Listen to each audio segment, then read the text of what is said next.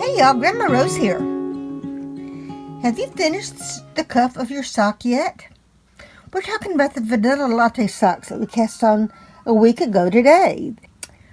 This is the second in the series of knitting a pair of Vanilla Latte socks. Now I have finished my cuff. Have you finished your cuff? What we're going to do now is we're going to start the pattern portion of the sock. And it is so easy. Now if you have been able to knit the ribbing, like we have here on this sock, move that ball of yarn out of the way. We're not going to need that anymore. Not for a while anyway. The ribbing always is stretchy. And that's why we talked about doing a stretchy cast on. Because you had to have that stretchy cast on to be able to get that on your foot. Now, the next thing to do is to join the yarn for the leg. Now, if you are using all one color yarn, this is a step you don't need. But if you decided to do like me and have a contrasting cuff, then you can watch this. But otherwise, just watch the knitting and don't worry about joining a piece of yarn. So I've got the end of the yarn here. And all I'm going to do, just start knitting with it. So what's going to happen here is we're going to knit 6 and then purl 2 and then knit 6 and purl 2, and that will mean that the purl ribbing here on the cuff is going to continue down in your foot. So instead of knit 2 purl 2 knit 2 purl 2, we're going to knit 6 purl 2. So let's just start knitting. I'm going to pick up this yarn, find the end of it, because I don't want a long tail. A little tail is going to be fine. So where yarn is coming that way, I'm going to put this in its place right there. Pull out that, whoops, the cord got looped. We don't want that. Pull on the cord to make it long, just like we did before. Hold your thumb here to hold it together. Move the stitches down near the tip. They're not going to come off because you're holding them. But you're an expert at this already, right? Okay, so just hold on to that, and I'm just going to start knitting. I'm going to knit 6. Don't have to knot it, don't have to do anything to it.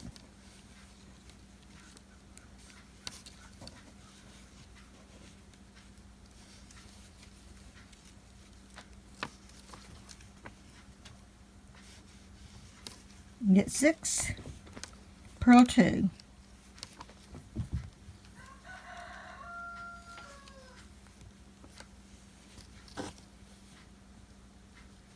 What is that shadow? You know what that shadow is? Right here, that's that ball of yarn. Let me move that out of the way.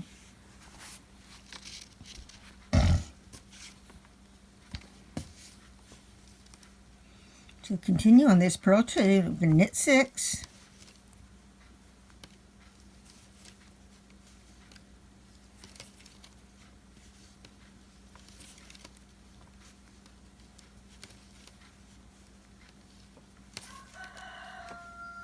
And purl 2, and continue all the way around the sock. When you get to the other side of the sock, continue, knit 6, purl 2.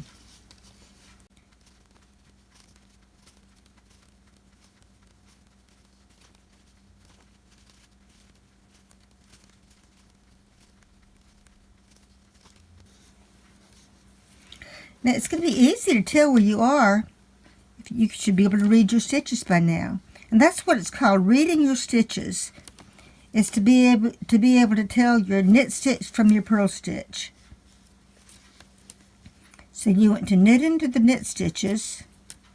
And in this case, some of the purl stitches too, because we're just finishing this ribbing. Or coming off the ribbing anyway. So how many is that? 1, 2, and I did 4, and I almost went over and did purl, but no, I've got 2 more knit stitches. Knit these 2.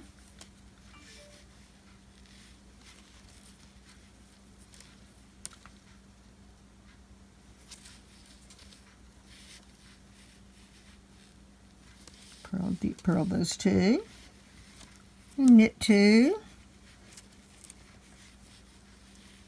No, I mean knit 6.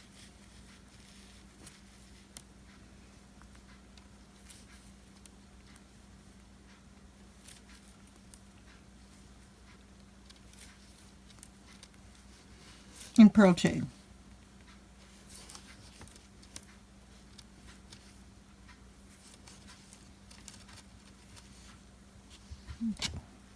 That stitch is loose because that was that end of the of my cuff yarn. I'm just going to break this off. You can just break it. There's no need to cut things like this. And you need to get in the habit of breaking yarn. At some point I will show you the reason for this. You want these ends on it like that. If you have to join your yarn at some point, you want these fuzzy ends on the end of it, so that way you can join your yarn and it won't come apart. I don't need to show you that right now, but think about it. This yarn is not very, it's thin. It's easy to break. So get in the habit of breaking your yarn instead of cutting it. Now there are times and places for cutting it, but this isn't one of them. Now the next row, so we did row 1.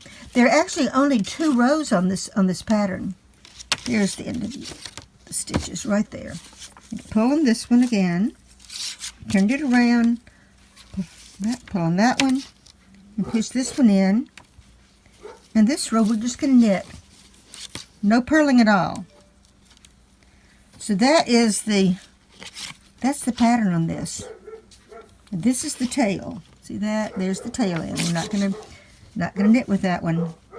Gonna hold this down. This yarn should be in the back because this is knitting. Bring this out and just knit.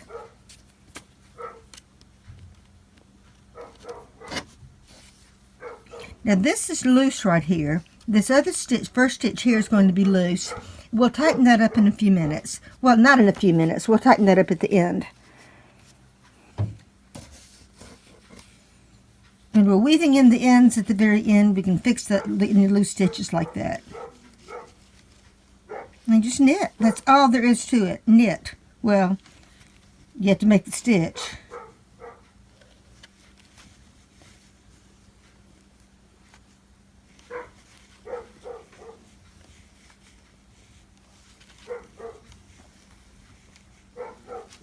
And continue around, and that is all there is to it. Knit, knit, knit, knit, knit, knit, until you get back around, finish the round, and then you do that other row, knit 6, purl 2.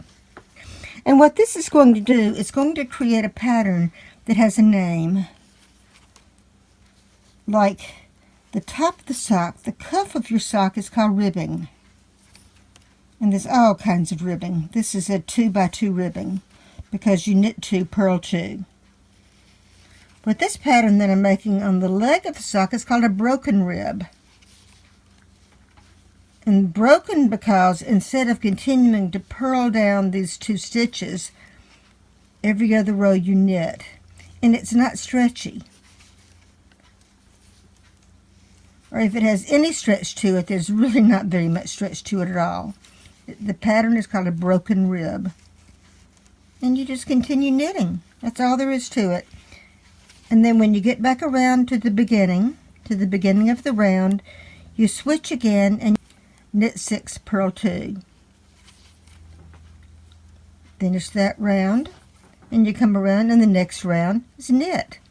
And you alternate those 2 rounds until the leg of your sock is as long as you want it to be. Now, I'm not going to tell you how long to make your socks.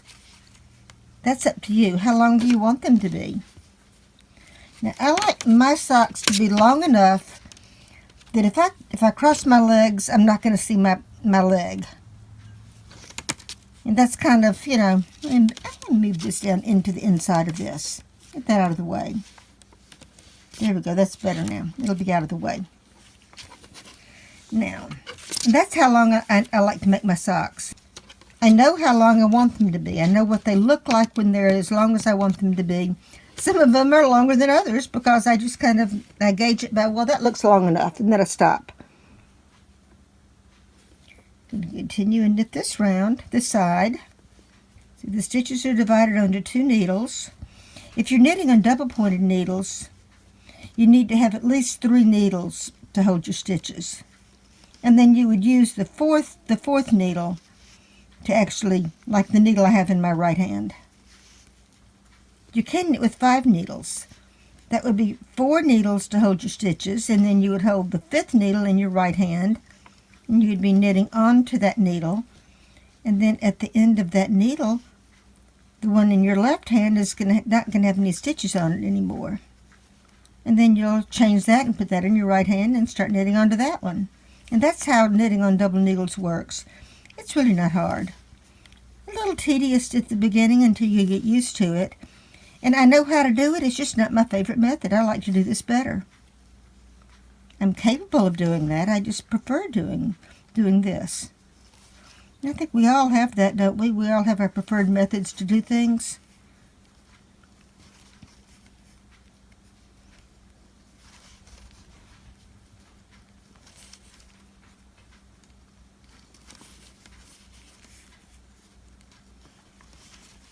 Okay, there we go. There's the end of that round. Now the next round is going to be knit 6, purl 2. Easy enough. Okay, y'all. Now that you know how to do this, continue knitting. Knitting pattern until your sock is the length, the cuff. This is not the cuff, this is the leg of your sock.